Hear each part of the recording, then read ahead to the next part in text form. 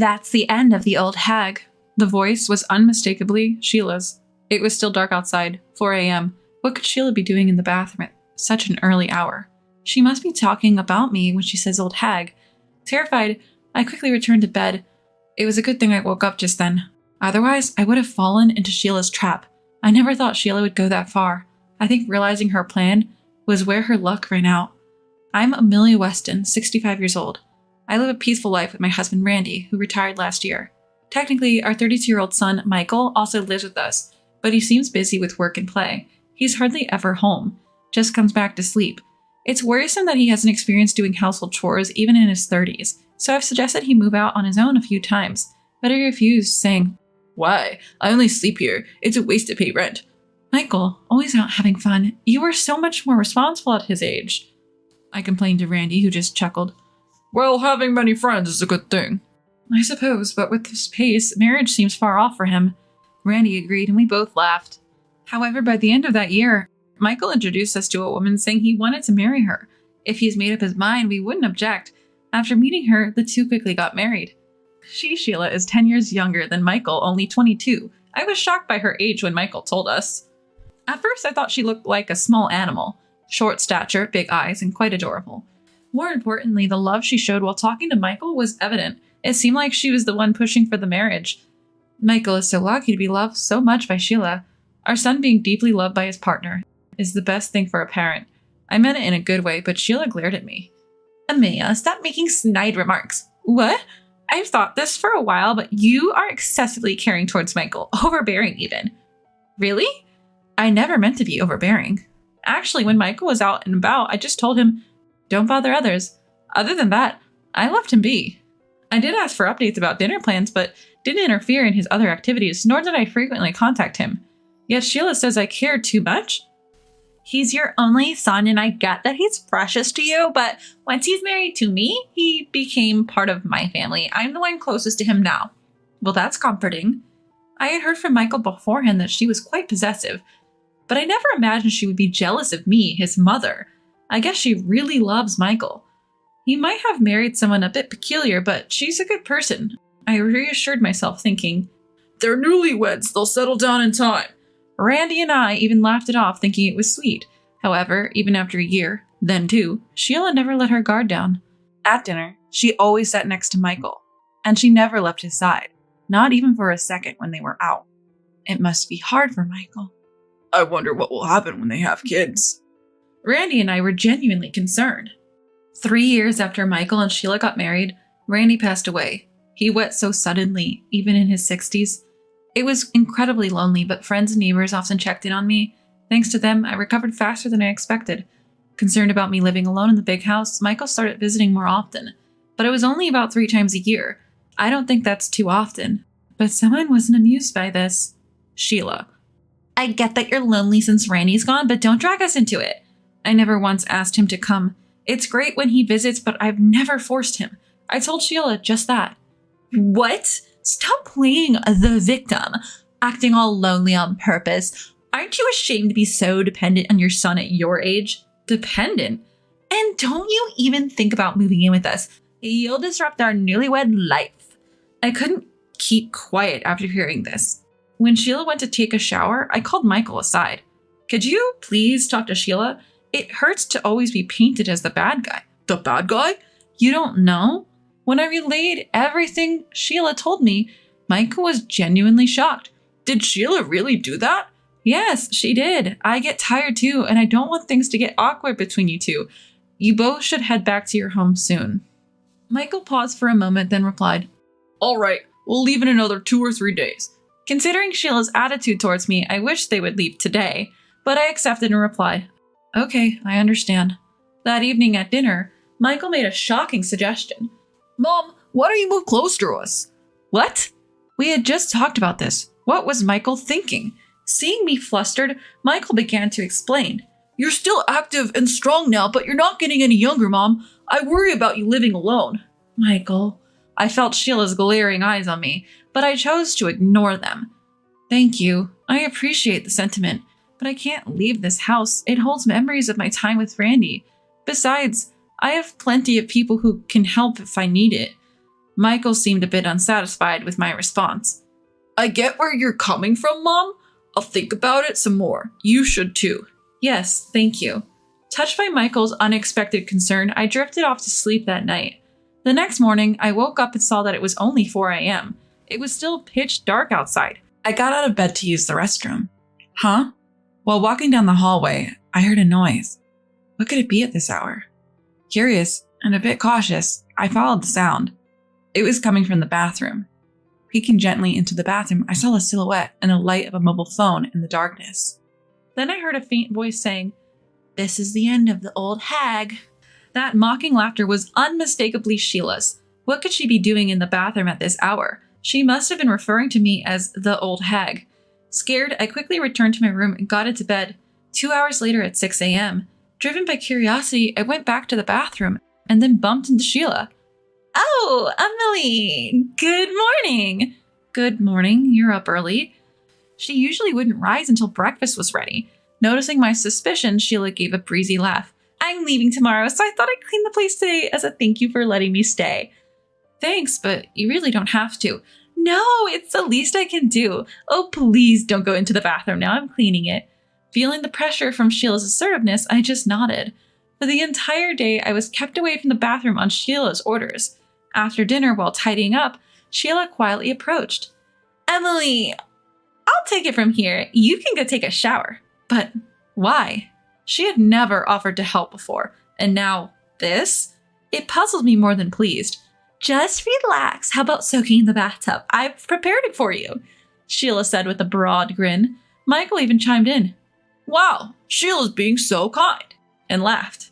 However, seeing that I hesitated, Sheila grabbed my hand and led me to the bathroom. "Look, I prepared aromatic candles for you." "Oh, how beautiful." Several aromatic candles adorned the dimmed bathroom. Their faint glow looked magical. "Just hop in like this without turning on the lights." "But the ambience reduces the relaxation from the aroma," she said and left wishing, "Enjoy your bath." Am I overthinking? Is this just Sheila being nice? Lost in thought, my eyes suddenly caught sight of the bathtub, and I couldn't believe what I was seeing. What is this? I instinctively turned on the bathroom light, and there it was, clear as day. The bathtub was filled with a black liquid. Bath salt? But I've never seen this color before. There's no way I'm getting into that bath, that color. Sheila's actions are concerning. Feeling uneasy, I quietly stepped out of the bathroom. Looking around, only Michael was in the living room. I discreetly approached Michael. "Michael, where's Sheila?" "She went out. Seemed in a good mood." "This is my chance. Can you come with me for a sec?" I took Michael back to the bathroom. "Look at this." "Whoa, that's a wild color." "Right? I don't really want to get in it, but she went through all this effort. It'd be bad just to take a shower, wouldn't it?" Michael nodded. "Yeah. Then I'll go first." "Wait, what?" "It's probably just bath salt, but with this color, it's hard to get in. If I prove it doesn't stain the skin, you'll feel relieved, right, Mom?" I gratefully accepted Michael's offer. When I went back to the kitchen alone, the dishes were still piled in the sink. I wonder where Sheila went. As I was rolling up my sleeves to wash the dishes, I heard a noise from the entrance. Sheila, who had just returned home, saw me and exclaimed, "Emily, why aren't you in the bath?" Well, Michael said he wanted to go first. As we spoke, a shout came from the bathroom. Sheila rushed into the bathroom with a panicked expression. I followed right behind her. "Michael, are you okay?" As Sheila flung open the bathroom door, Michael was there, rinsing him off with the shower. "Sheila, what is this? It smells so bad." Oh, come on, just close the door. We'll talk when I'm out." After being scolded by Michael, Sheila closed the door with a downtrodden look. "So, what was that all about?" After finishing his shower, Michael confronted Sheila. "Well, it's not exactly..." "It's not a bath salt, is it? That thing smelled terrible. I feel like the smell is still there." I'm sorry." "So, what's with the black stuff?" Sheila, with a pale face, didn't answer and looked down. "Sheila!" Upon hearing her name, Sheila shuddered. She hesitantly replied, "It's squid ink." "What?" "That black stuff, it's squid ink." Both Michael and I exchanged surprised looks. "Sheila, why would you use squid ink?" "I thought it might be healthy," Sheila said, avoiding our eyes. Michael glared at Sheila. "Then you try getting in now." "I'd rather not." Sheila's words from this morning echo in my head. A suspicion suddenly arises within me. Could it be because I mentioned I'm allergic to squid? Sheila froze at my words. It seems I was right on the mark. Come to think of it, I told Sheila about my squid allergy in our casual chat the day before yesterday. Knowing my allergy, Sheila prepared a bathtub filled with squid ink. My head ached at the thought of such a bizarre idea. What's the deal with that? Is this some sort of cruel joke? It's not what you think. I just wanted to help Amelia relax. Sheila buried her face in her hands and began to cry. Is she thinking that crying will solve this? But I won't let it slide. So this was the old hag thing you were talking about? What are you talking about? Wait, Amelia. Sheila tried to stop me, her tears pausing, but I continued on. I heard what you said in the bathroom around 4 this morning. You were awake, Amelia? Sheila's eyes widened, her hand flying to her mouth. This is clear act of malice after all. But Michael always favors you. He's always worried about you. I was just so jealous. Sheila tried to deflect with a barrage of excuses. Basically, she was just jealous as always. Michael sighed heavily, rubbing his forehead. I was skeptical when I heard from Mom, but it seems her story was true. What? Sheila stared at us, her face pale. What did you tell Michael, Amelia? I was dumbfounded by her audacity. Blaming me after what she's done? How foolish can she be? I'm sure Michael felt the same, looking at Sheila with disbelief. That's enough. You've never been one to reflect on your actions. I'm done. Michael! I smile spread across Sheila's face, perhaps thinking she was forgiven. But in the next moment, Michael's words shattered that. Let's get a divorce. What? Sheila stood still, a frozen smile on her face. Wait, Michael, why? How did it come to this? This doesn't make any sense. It makes perfect sense. You tried to hurt Mom. Do you even understand what you've done?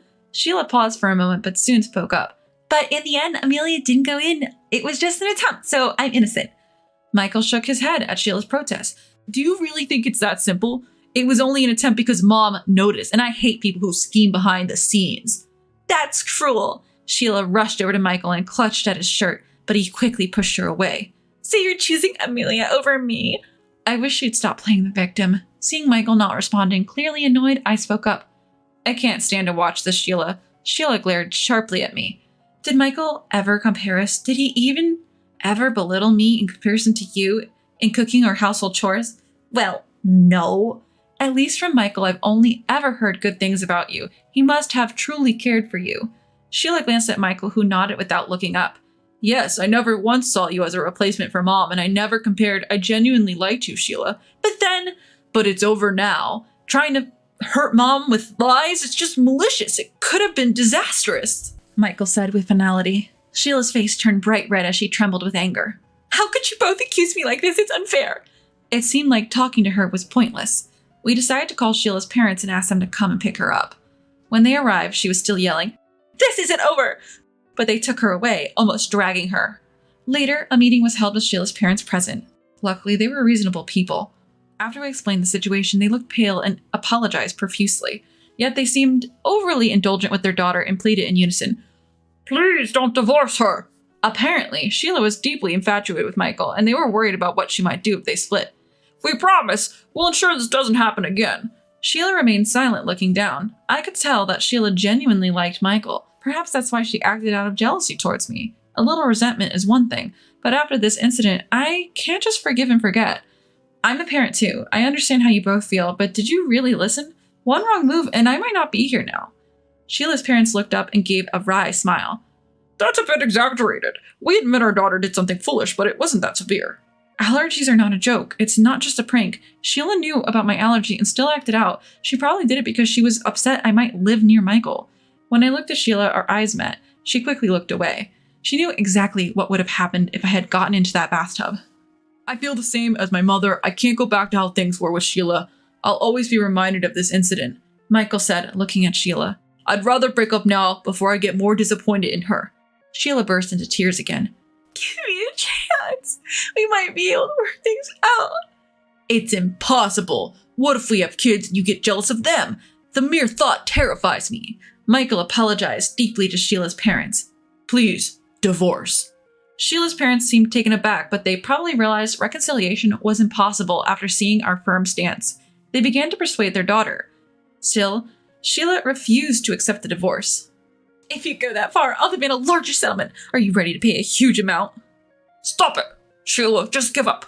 Ignoring her parents, her hair disheveled, she shouted, No, I won't let go. What about the compensation? Can you afford it? We wouldn't backtrack on the divorce just because of a demand for compensation. Is she so confused that she doesn't even get that? Most importantly, we haven't done anything to warrant such a demand. On what grounds would you demand extra compensation? Infidelity, perhaps? Making up lies won't work in your favor. If you play that game, we can play too. Realizing my determination, Sheila's parents stepped in hurriedly. Seems they judged that a conversation was impossible. We'll persuade her to agree to the divorce. Thank you. And so, our conversation with Sheila ended. The last time we saw Sheila, she looked pitiable, with her hair and face disheveled. I couldn't sense any of the charm she once had. Thanks to the efforts of Sheila's parents, the divorce went through. Relieved, Michael and I sighed. She might not have been a bad person, but she wasn't a good one either. Michael, you've always had bad luck with women. We laughed it off. By the way, Sheila moved back to her parents' home and now lives under their watchful eye. She tried everything from self-improvement to working at nightclubs, all to get back together with Michael. Because of that, she spent too much and is now chased by debts. I do feel a bit sorry thinking about her parents. Michael and I started living together again. He seems to have a wide circle of friends as always and goes out often. However, he comes home earlier than before and has become more consistent with his communication. I need to start taking life a bit more seriously. That's what he said. He's back to being single, so maybe he's been doing some soul searching. He's even started to chip in with household chores. As for me, with the help of those around me, I'm living a peaceful life just like before. Michael's divorce was unexpected, but thanks to him helping around the house, I've had more time for myself. Even at this age, I'm thinking about picking up a new hobby, and I've been talking about it with my friends. I want to enjoy the rest of my life a bit more before Randy comes to take me away.